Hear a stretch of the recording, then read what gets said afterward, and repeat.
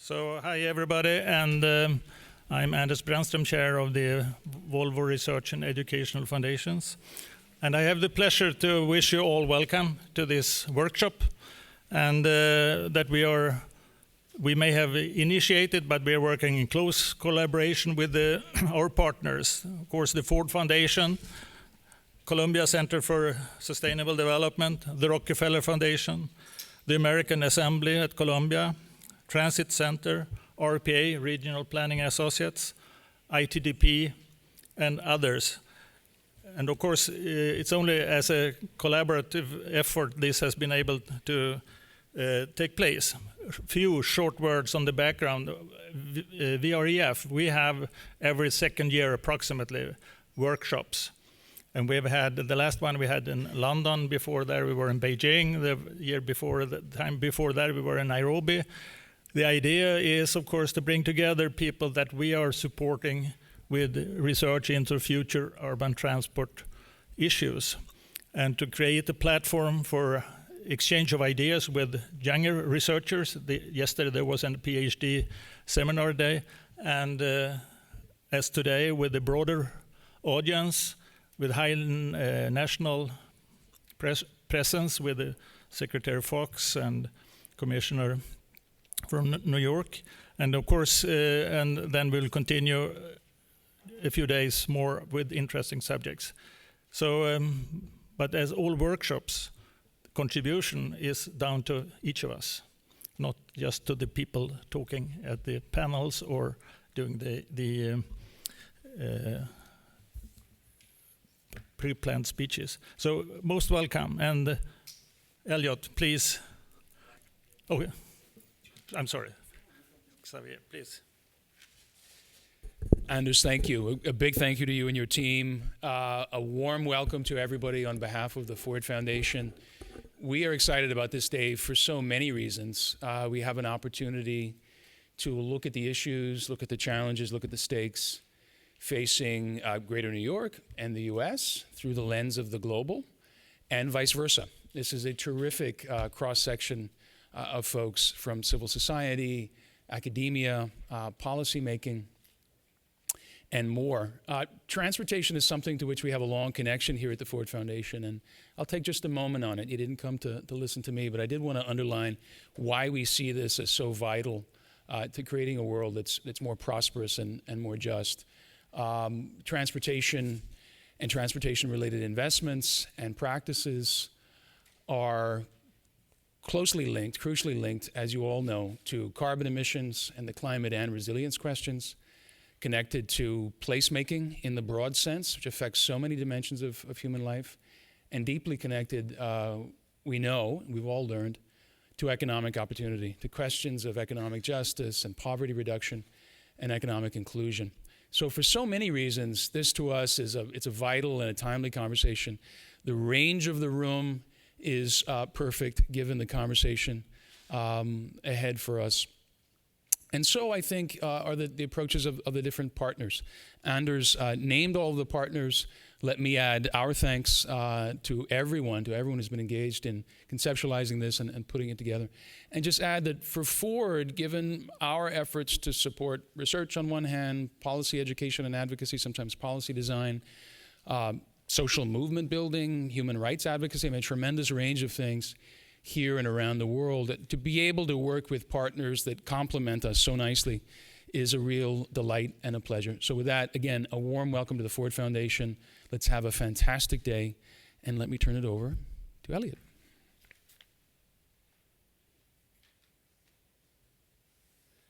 Let me add my welcome to all of you. This meeting, this workshop, came about when VREF asked if we would put together a New York-based project, and what we saw was that this was an amazing opportunity to start to bring together a lot of players who are concerned about the same set of issues. They work in parallel. They work in sometimes they overlap, and the notion was to begin a dialogue that would continue to leverage all these very important people and all of these resources. The theme here is really about how do we begin to turn knowledge into action. It's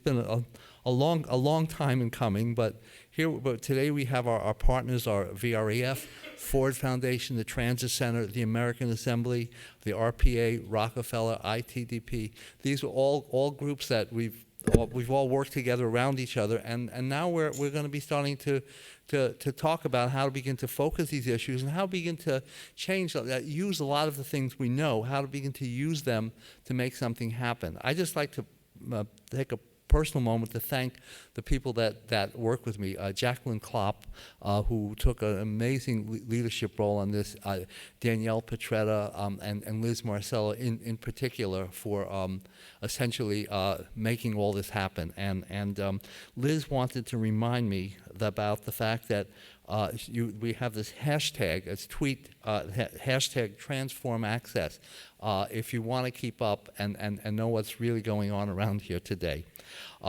Beyond that, what I'm looking forward to is a very exciting and stimulating 2.5 days. So welcome, and thank you all for coming.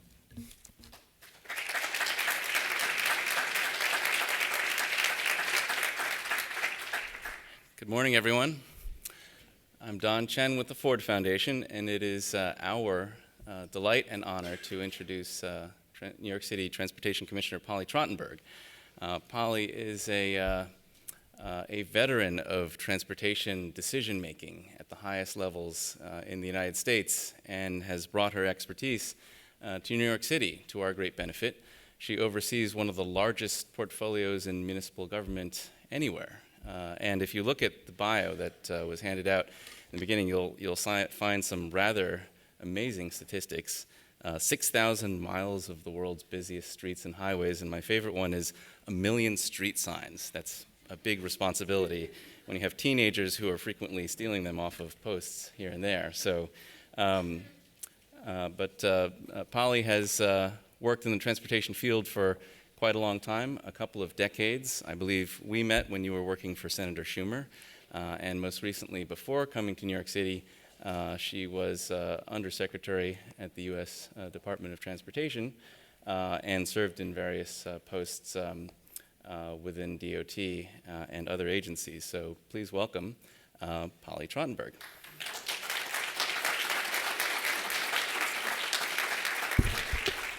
Thank you, Don. It is really fun to be back at the Ford Foundation. When I was growing up, my father actually worked here, and it was in the 70s, and as you may remember, at that time, Lucite furniture was very popular.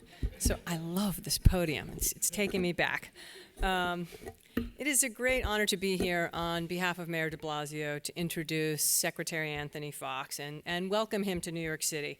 I have to say, from the point of view of the de Blasio administration, he has a big fan club here in New York. He has been a great champion for cities and for New York in particular. He's really, I think, provided us with leadership and a very clear vision on a safe and a strong and a resilient urban transportation system.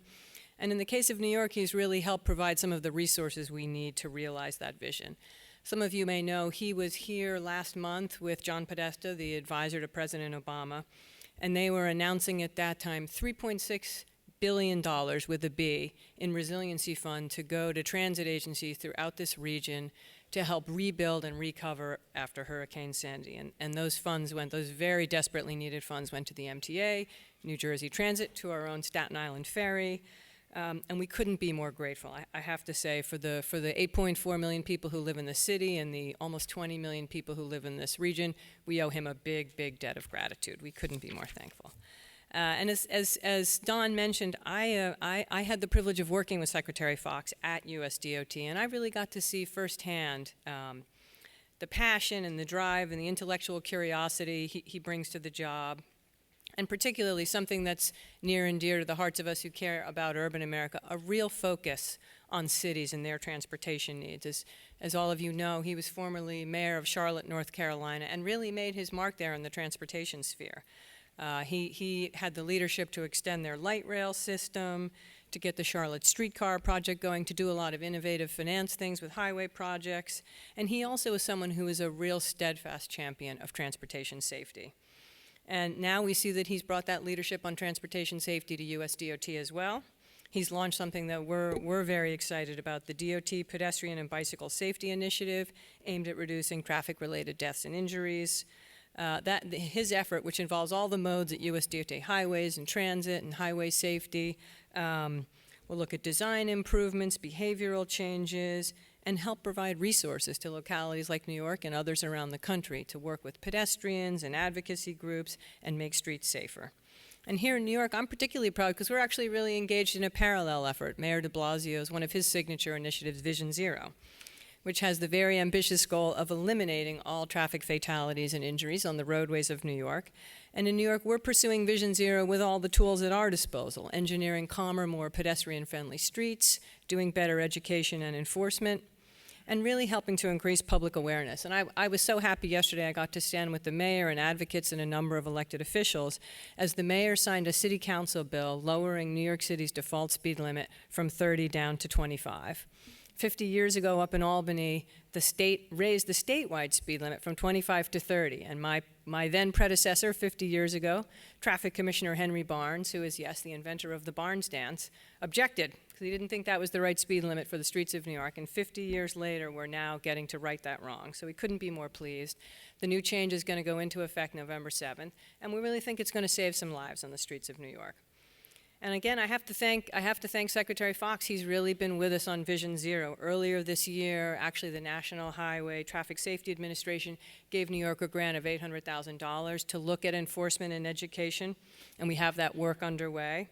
And then last month, we were the lucky recipients of a $25 million Tiger Grant, which is one of the largest grants US DOT gave out this year, to do Vision Zero work all over the city, particularly focusing on improving safety for students and pedestrians and cyclists, and particularly in some of the underserved communities of the city.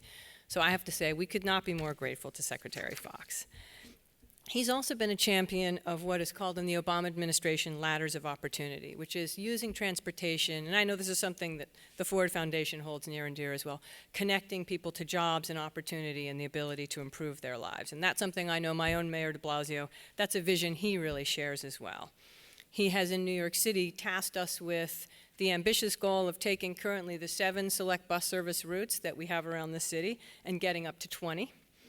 Within his first term. And as some of you know, we've got select bus service routes serving all the boroughs. The most recent one we installed is from Harlem to Astoria, Queens to LaGuardia Airport, a big center for jobs. And these bus routes have been extraordinary successes. New York City has some of the busiest bus routes in the country, if not the world. They can have as many as 40 or 50,000 riders a day. And we've been able to achieve improved travel times of up to 20% and great boost in ridership. And in a city as dense as New York, those are very impressive numbers. So the next one on our list, and we have some of our friends and advocates in the room that we're looking at, a big, bold idea is to do something more like a full bus rapid transit route on Woodhaven Boulevard in Queens. It would be something very groundbreaking for New York and really for the country. And again, US DOT, they've been our partner in past select bus service routes. And one other Tiger Grant they gave us was to do comprehensive housing and transportation planning in the Rockaways, an area desperately in need of some good planning and one that we would ultimately like to connect to this Woodhaven bus rapid transit route. So I'm hoping when Mr. Secretary gets here, we'll get to talk to him about what a remarkable project this is. Hopefully he'll come take a tour of it. We'd love to have him there, and obviously we hope we can work with him in the future on it. I just want to close with, I think, one other area in which he's shown so much vision and leadership, and I'm sure he'll talk about it today. He was able to get something out which I think is going to be a great piece of legislation. He and the President, the Grow America Act, which from the point of view of urban America is a really visionary piece of legislation, providing the policies, the programs, and the resources that we need to really improve the transportation system in this country, spur economic growth, create jobs, you name it. And I know many of us here, we really hope he's going to succeed in Washington. I know I can speak for Mayor de Blasio and say that we certainly have his back, and we're going to do everything we can to help see this legislation passed in Washington. So with that, I don't know if he's hiding behind the scenes here, but we'll welcome Secretary Anthony Fox.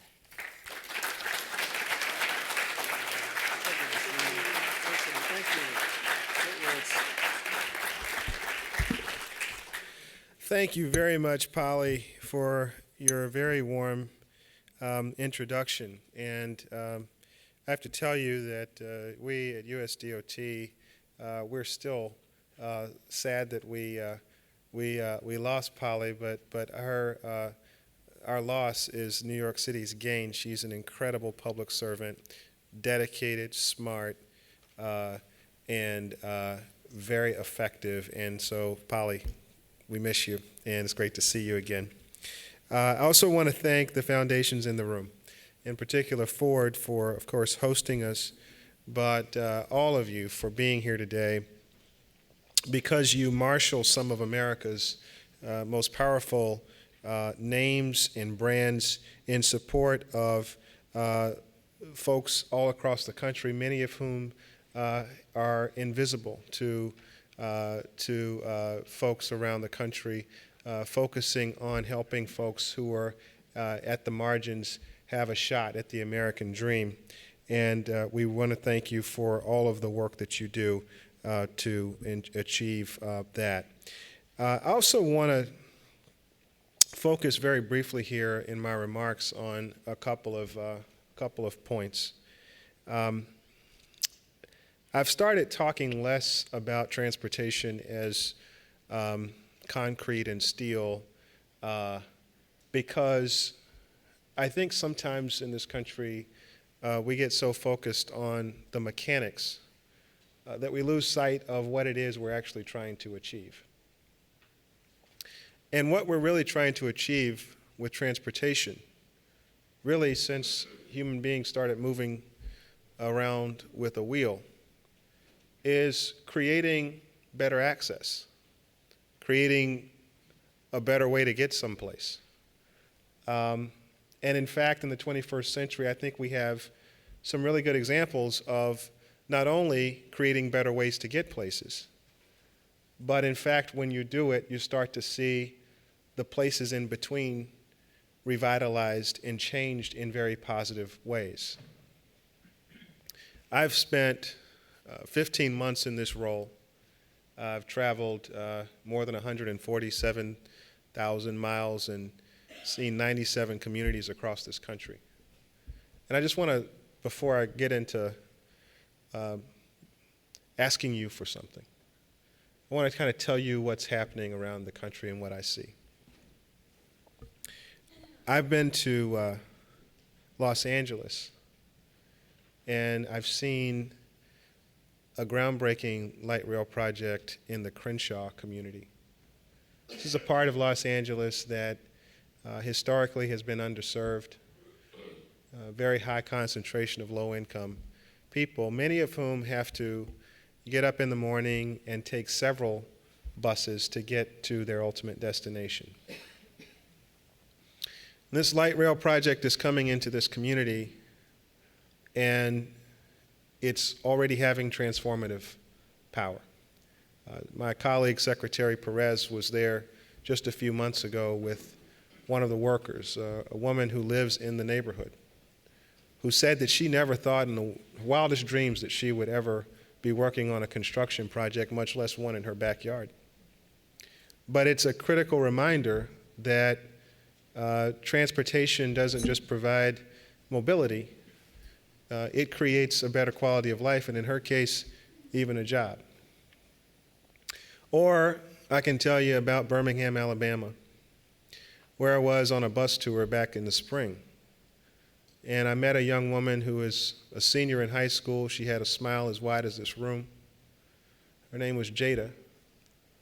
And Jada told me the story of how her mom wanted her to have a better choice for a school than just her neighborhood school. But she had no way to get there except by using public transit. And so she would wake up in the morning with her mom at 5 o'clock in the morning and get on a transit bus to take it into the center city and transfer there to go to a better school. And with a great smile, she said, "And I'm graduating, I'm going to college next year." You see, transportation is more than just the sum of its parts. It's how we live. And because of that, we have a responsibility in the 21st century to really take a hard look at where our country is. to look at where we think it's going to be based on all of the available data we have, and to shape a transportation system that is equal to that task. I say all the time that I want our transportation system to be as good as the American people are, and we mean it. So what does that mean? Well, first, what it means is that we really need to drill down on how we plan transportation at the local and the state levels in several respects. For instance, I can recall having sat on a metropolitan planning organization that many times we were, in essence, rubber stamping a list from the state. And in the course of rubber stamping that list, we were leaving on the table a lot of issues around mobility, access, and transportation that weren't being placed on the table because of the process. When you go out into communities and there's public input processes, how many of those public input processes are meaningful ones? And how many of them actually reach into underserved communities and give folks an actual chance to participate in a meaningful way? I think there is a lot of improvement that can be done at the local and state levels to improve the planning process. The second area that I think we need to focus on, and Polly mentioned this in her remarks, is our policy. You know, when the interstate system was built in 1956, you know, the automobile was king. And we saw no time in the future where there would be an actual decline in revenues from the gas tax. And we had a go-go mentality when it came to building up our highway systems. Well, in an America where you're starting to see population concentrating into regions, not just cities, by the way, but suburban areas around those cities, rural areas around those suburbs.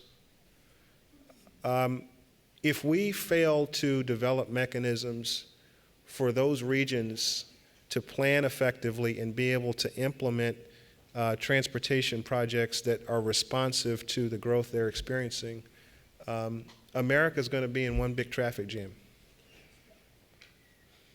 And that means that communities need to have more flexibility, they need to have more choice, but they also have to think together.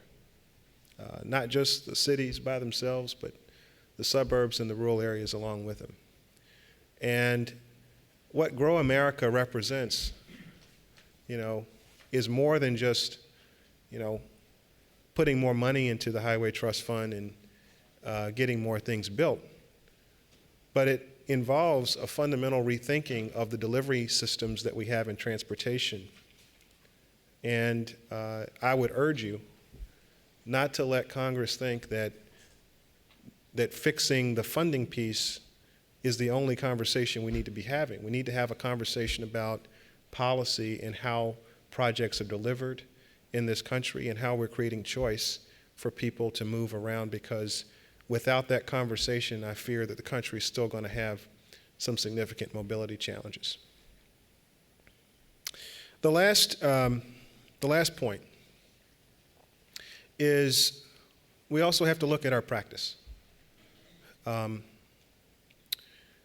President has tasked USDOT, working with our Treasury Department, for instance, to look at how we can implement more public-private partnerships in transportation.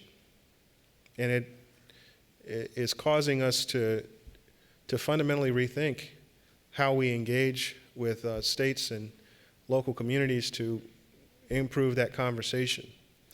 How do we move projects through the permitting process, which we hear from private sector investors is one of the most significant deterrents to more private sector investment. And so we are working at USDOT to look at what we can do to be responsive, not just, again, to where the country is, but where we think the country is going. We also believe, in terms of practice, that looking at bicycle and pedestrian safety is an incredibly important issue for us today.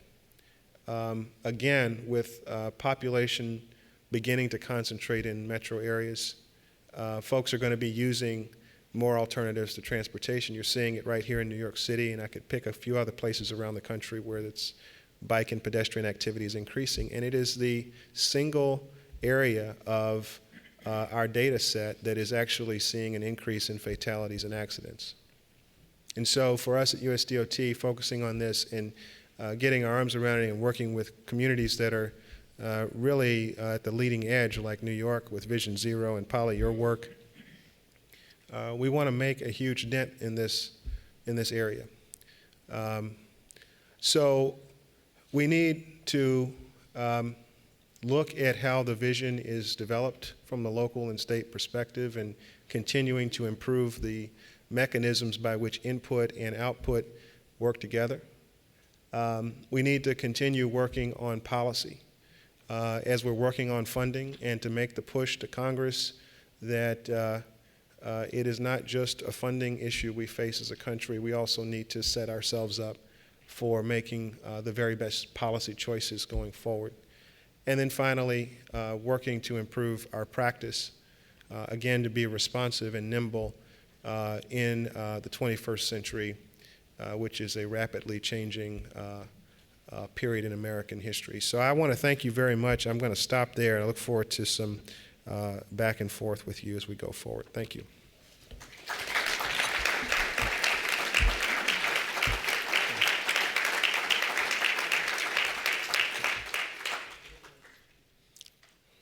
Invite people who have a question for the Secretary to come up to line up at the microphone. We have a few more minutes for some questions.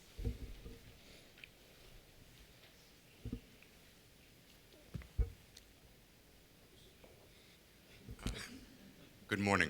First, thank you so much for your good words about what you're doing in the country and what you're doing for the city of New York. My name is Lance J. Brown. I'm the president of the American Institute of Architects in New York.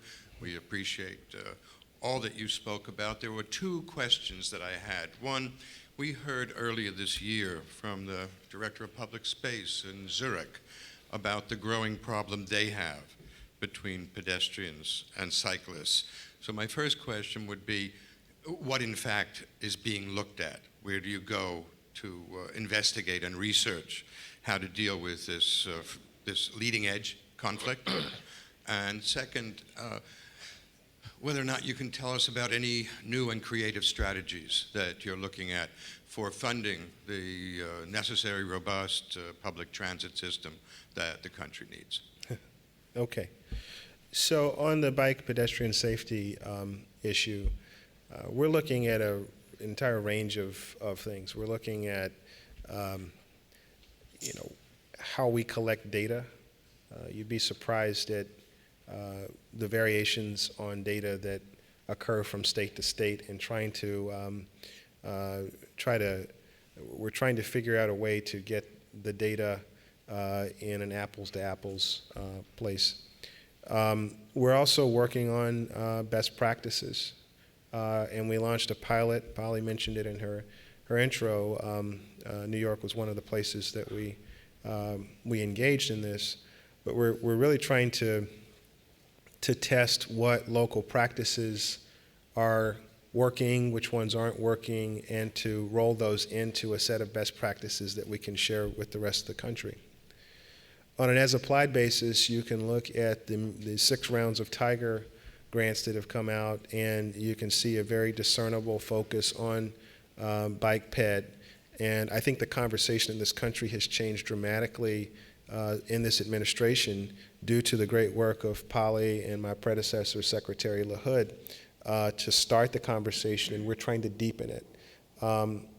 And you're starting to see it happen in some unlikely places. I mean, we have some rural bike ped projects that are happening in this country.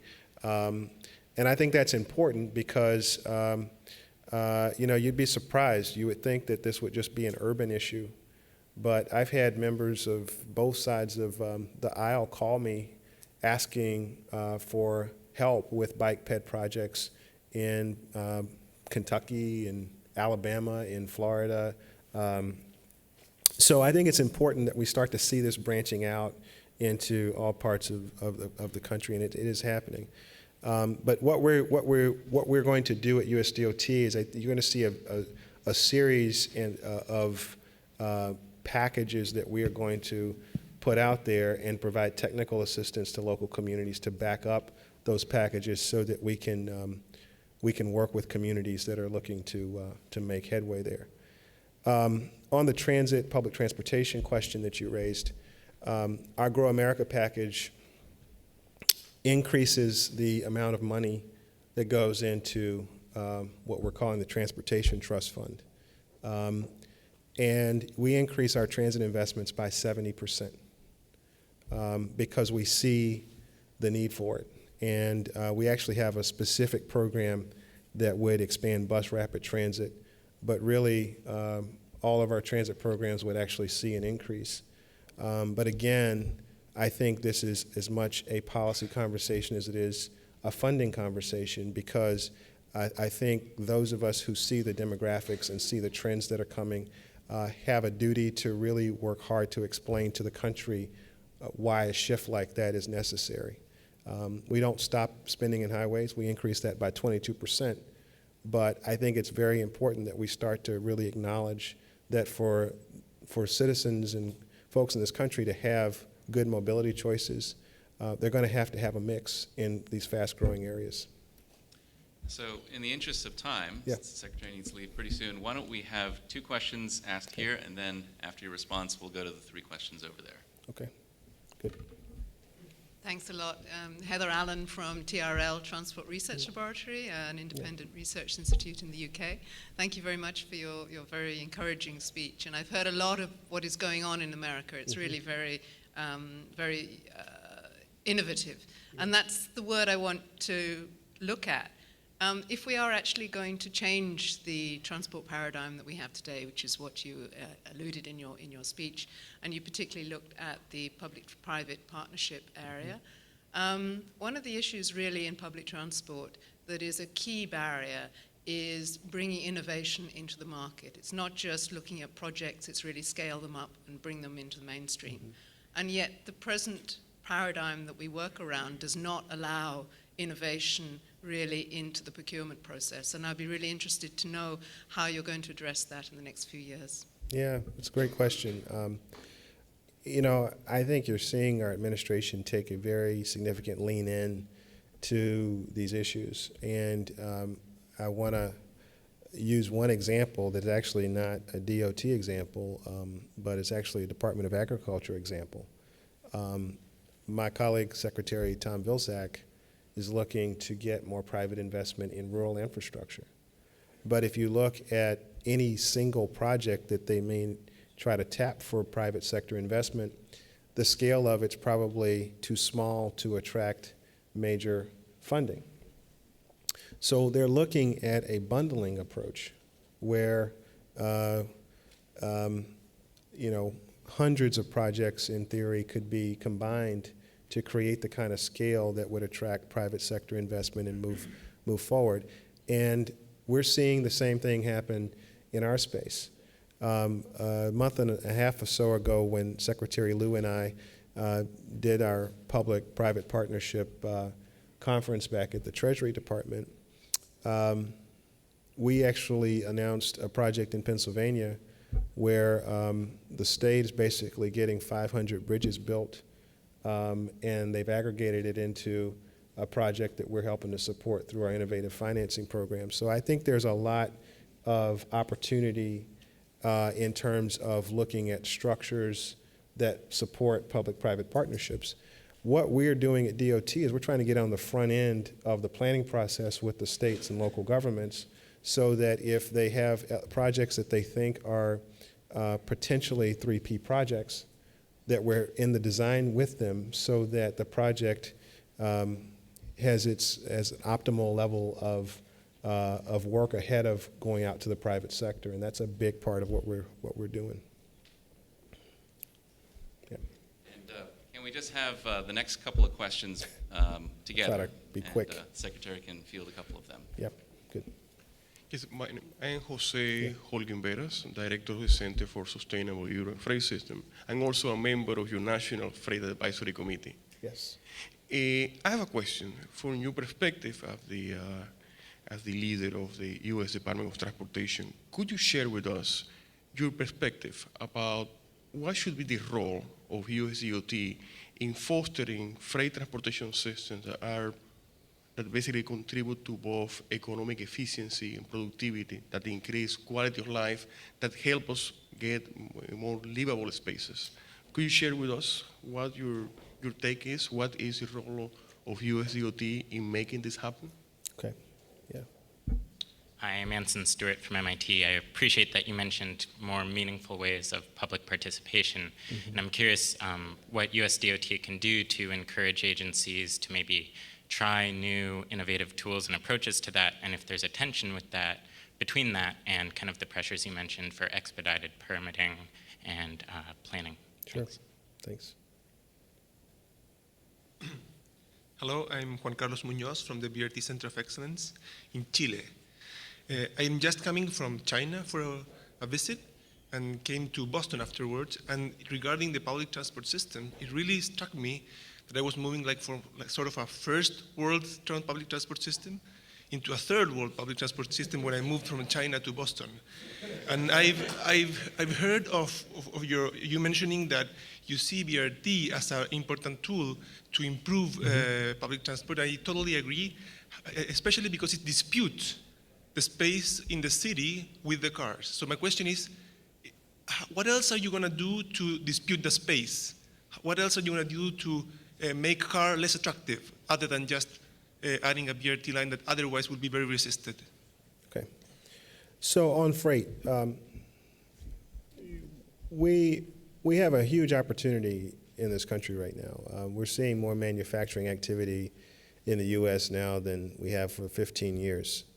And that's due to a lot of work that's gone on across the private sector as well as the administration to facilitate that. But if we're going to grow to our potential, and estimates are that we're going to need to basically double our freight capacity over the next 35 years, we're going to need more transportation facilities to do it. And it means rail facilities, it means port facilities, it means highway improvements, it means a lot of things. And quite frankly, folks don't think transit is related to this, but frankly, if you're in a highly congested region and you have significant transit assets, getting other users off the road so that you can free up space on existing roadways is actually a helpful thing for freight too. So I think we've got an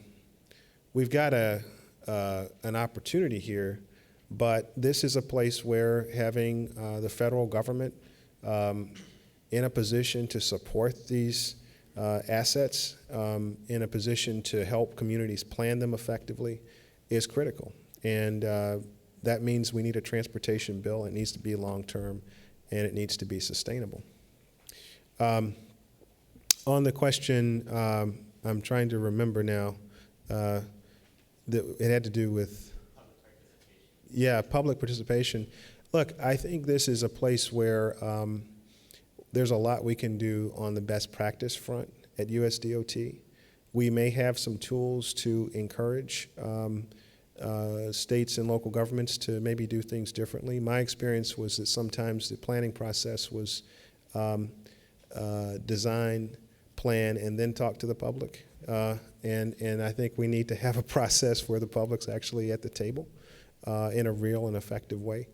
And so I think there's a place for technology here. I think there's a lot of flexibility at the state and local levels to actualize a better process. And I think we need to have some states working with us and with philanthropic interests to maybe experiment with some ways of using technology more effectively to get input. And then BRT, look, BRT is like instant transit. You know, it's quick if you can get the resources in place to start it up. And we do think there's an opportunity to grow BRT in this country. But I really get back to the fundamental place that, you know, we're going to be very limited in our ability to do that under current funding constraints and policy constraints. And, you know, if we're going to have a real shot at deepening mobility through BRT, we're going to need to have more funding, but we're also going to need to have the kind of policies you see in Grow America that facilitate it. Yeah. Thank you again for your speech. My name is Jeffrey Daston. I'm with Reuters News. Sure. Returning to safety, if you could give us any insight into who will be the next NHTSA administrator, perhaps Peter Rogoff or Kevin Vincent, and regarding its internal review, you know, who's leading the internal review, and if NHTSA's culture needs to change, how? So the announcement of someone to fill a vacancy that the president appoints is the president's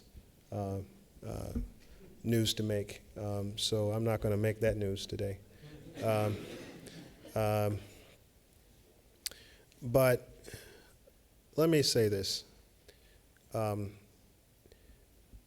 Safety is our highest, most important priority at USDOT, bar none. And I believe, and my team believes, that we should always be in a position where we're asking ourselves harder questions than the rest of the world does. And that is why we have routinely, following issues or concerns about practice or performance, we've done after-action reviews of our work. When the Toyota issue emerged a few years ago, Secretary LaHood asked the Inspector General to come in and take a look. That's what I've done. I've also asked our team to do a due diligence review, and you know, I'd make no apologies for taking a look at our safety posture as an agency. It's like a checkup, and I think that's a good practice for us to do, and we need to be self-examined enough to be willing to do that. So there'll be more on that as we go along, but I think it's a good practice to take a look at yourself sometimes. Mr. Secretary, Stephen Miller from Streets Blog. During your remarks, you said that USDOT will be developing packages and technical assistance as part of its bike ped initiatives. Yep. Could you describe those packages, what that contains a little bit more? Yeah. And you also called Vision Zero leading edge. Yeah. Are you looking to Vision Zero as a potential national policy or a guide on national policy for bike ped safety? Yeah, well, you know, we have Vision Zero for everything.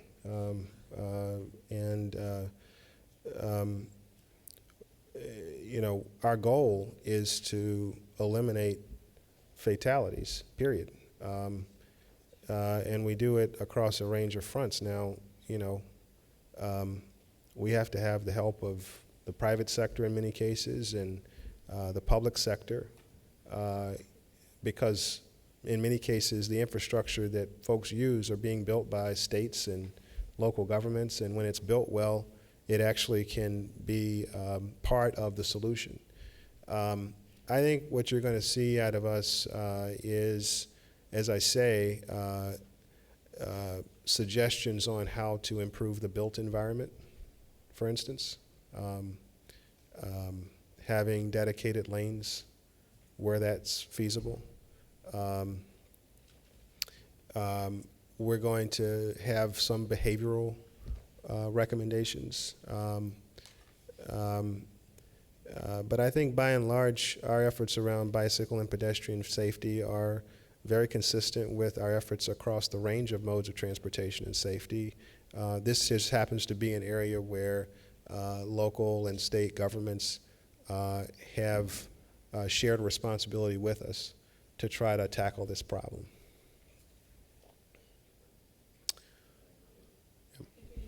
Now and let the secretary get on with his day. Okay. So can you please join me in a Thank you, everybody. round of applause? Thank you. Appreciate it. Thank you.